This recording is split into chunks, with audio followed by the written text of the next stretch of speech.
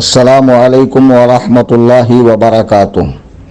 सामईन मोहतरम, मैं फ़कीर मोहम्मद कलीम हनफी रज़वी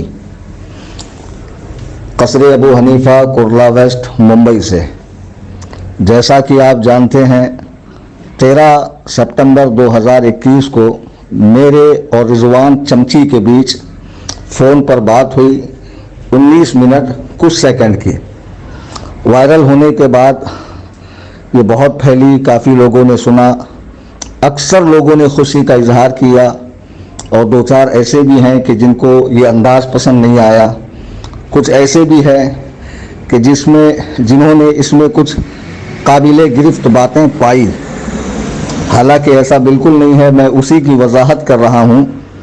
तो मैं सबसे पहले अल्लाह और रसूल का वास्ता देकर अर्ज़ करूँगा कि इस क्लिप को आप पूरा समाअत करें। समाअत करने के बाद अपने तमाम दोस्त अहबाब में इसे शेयर करें। देखिए, जिस अंदाज में मैंने उससे बात की है वो अंदाज मेरा वहाबियों, देवबंदियों, अल्लाह व रसूल के दुश्मनों के लिए होता है। मैं हरगिज़ किसी भी सुन्नी सहीहुल अक़ीदा से इस तरह बात नहीं करता हूँ। ठीक है, मेरे अंदर सख्ती है, लेकिन इस दर्जा की नहीं है कि मैं इस तरह बात करूँ। तो अव्वल तो मैं उसे सुन्नी समझता ही नहीं, मुसलमान जानता ही नहीं। बहरहाल मैंने उससे इसलिए इस तरह बात की चूँकि वो इसी लायक था और वो उलमाए किराम को जो संजीदा हैं, कम सुखन हैं, बोलते नहीं हैं, इसकी तरह चर्ब ज़बान नहीं है, उनको फ़ोन कर कर के परेशान करता था। तो ज़रूरत थी कि उस खबीस से उसी अंदाज में बात की जाए। बहरहाल इसमें जो लोगों ने काबिले गिरफ्त बात पाई वो ये कि मैंने बात करते करते उससे कहा, अबे अऊज़ु बिल्लाहिल बारी मिन शर्रिल बिहारी। तो लोगों ने कहा, देखो सूफ़ी साहब ने बिहारियों की तौहीन कर दी, दिल दुखा दिया और तमाम बिहारियों को ऐसा नहीं कहना चाहिए। अब कुछ मौलवी टाइप के लोग भी इस तरह की बात कर रहे हैं। तो अब इससे जो आवाम है वो परेशान है, अहले बिहार परेशान है कि ये तो मुफ्ती कलीम हनफी बिहार में प्रोग्राम के लिए आते हैं और उसके बावजूद ये बिहारियों के ताल्लुक़ से ऐसी जहनीत रखते हैं। मैं साफ कर दूं, आप किसी भी पढ़े लिखे आलिम के पास जाइए जिसने बाकायदा दरसे निज़ामी पढ़ा हो और उससे पूछिए क्या इस जुमले का इतलाक़ पूरे बिहारियों पर होता है? हरगिज़ नहीं। पहले मैं इसका तर्जमा कर दूं, अऊज़ु बिल्लाहिल बारी, मैं पैदा करने वाले अल्लाह की पनाह चाहता हूँ, मिन शर्रिल बिहारी, इस बिहारी के फितने से। अब इसमें जो मिन शर्रिल बिहारी है, अलिफ लाम है, तो पहले उन लोगों को अलिफ लाम की किस्में पता करनी चाहिए कितनी हैं। उसके बाद उन हजरात को मुंह खोलना चाहिए। अलिफ लाम की जो किस्में हैं उसमें एक किस्म है अहद खारजी।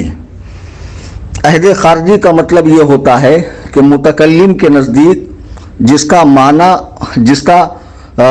जिसकी मुराद मुतअय्यन हो, यानी वो अपने मुखातिब को मुतअय्यन करके ये कहता है कि ख़ास तुम ही इसकी मुराद हो।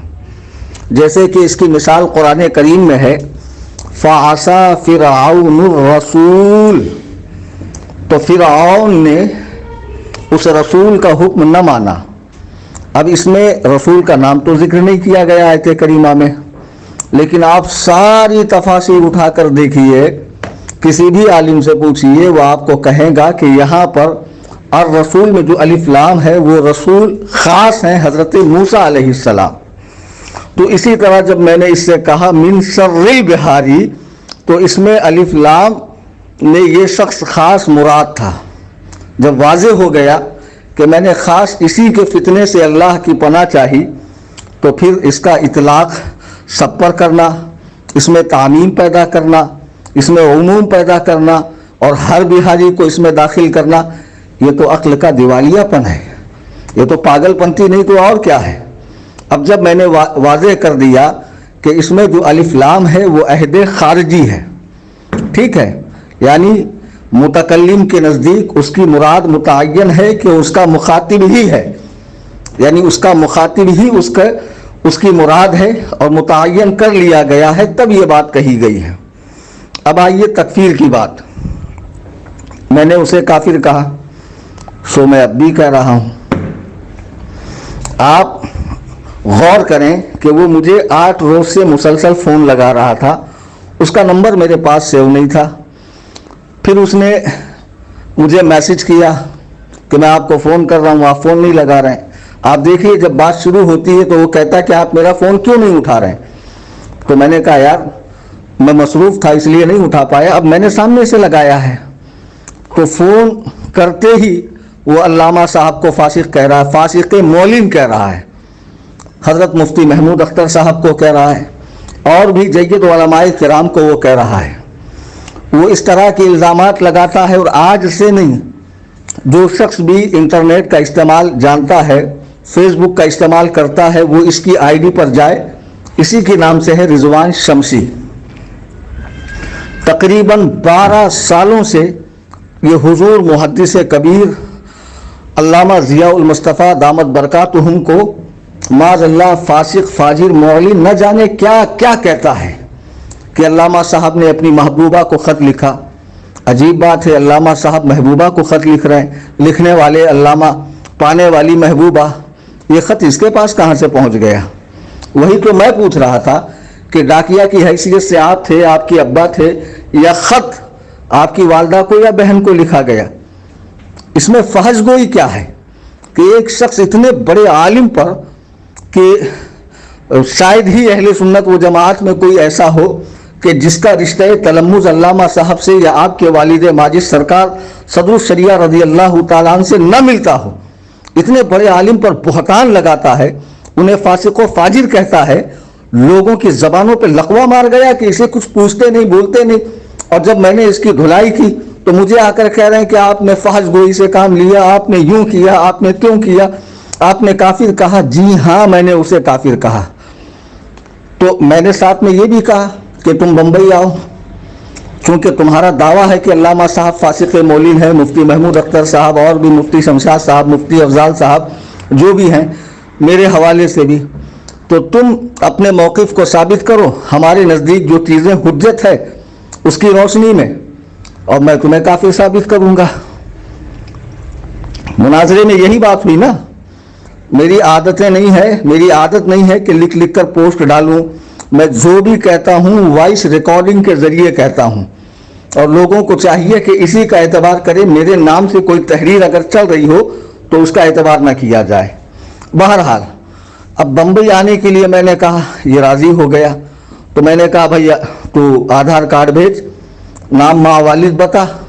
اب لوگ کہتے ہیں کہ فلائٹ میں بیٹھنے کے لیے نام ماں والد کی ضرورت نہیں ہے، پتہ نہیں ان لوگوں نے کبھی سفر بھی کیا ہے یا نہیں، جبکہ ثم الحمدللہ میں انڈیا کے ایک بہت بڑے شہر ممبئی میں رہتا ہوں، اور میرا سفر سے ایک عرصے سے تعلق ہے، اور ملک کے کونے کونے میں اور بیرون ملک بھی جانے کا مجھے اتفاق ہوتا ہے۔ بہرحال اب رضوان نام سے تو کروڑوں ہیں، تو کیسے خاص کیا جائے؟ ایئرپورٹ والے کیسے سمجھے کہ یہی رضوان ہے؟ اس میں کچھ ہونا چاہیے نا۔ رضوان ابن سنابل رضا، رضوان ابن ادریس رضا، رضوان ابن آرزو اشرفی، رضوان ابن فلاں فلاں فلاں فلاں فلاں فلاں ہونا چاہیے نا بھائی، خالی رضوان نام سے کیسے ہوگا؟ جب میں وہی پوچھ رہا تو وہ کہتا 1 سے 36، تو اب یہ 1 سے 36 کیا ہے؟ آدھار کارڈ میں نام ماں والد ہوتا ہی ہوتا ہے۔ اب آدھار کارڈ میں نام ماں والد ہے، اور میں ٹکٹ بناؤں فقط رضوان کے نام سے، ٹریول کر کے بتا دے، ایئرپورٹ میں باہر سے ہی آپ کو باہر کر دیا جائے گا، دخول کی نوبت بھی نہیں آئیں گی۔ تو آدھار کارڈ پہ جو نام مینشن ہے ٹکٹ پہ وہی ڈالا جاتا ہے، اس میں جو ایئر آف برتھ مینشن ہے وہی ڈالا جاتا ہے، وغیرہ وغیرہ، اس میں آدھار نمبر نہیں ڈالا جاتا ہے۔ بہرحال اب جو میں نے اسے کافر کہا تو یہ میرے ذمہ ہے کہ میں ثابت کروں، اور رضوان چمچی کو چاہیے کہ وہ ممبئی آئے، جس طرح وہ مجھ سے بات ہونے کے بعد لیٹر پیڈ وغیرہ عام کر رہا ہے، تو میں اس بات کا ذمہ دار نہیں ہوں کہ میں اس کا جواب دوں، میں اس کا مکلف بھی نہیں ہوں کہ اس کا جواب دوں۔ بات فون پر ہوئی تھی، فون بار بار تو لگا رہا تھا، اور دعوے تیرے تھے ان بزرگ ہستیوں کے بارے میں نے اس کی تردید کی اور تجھ پر حکم کفر لگایا. اب تیرا کافر ثابت کرنا میرے ذمہ ہے.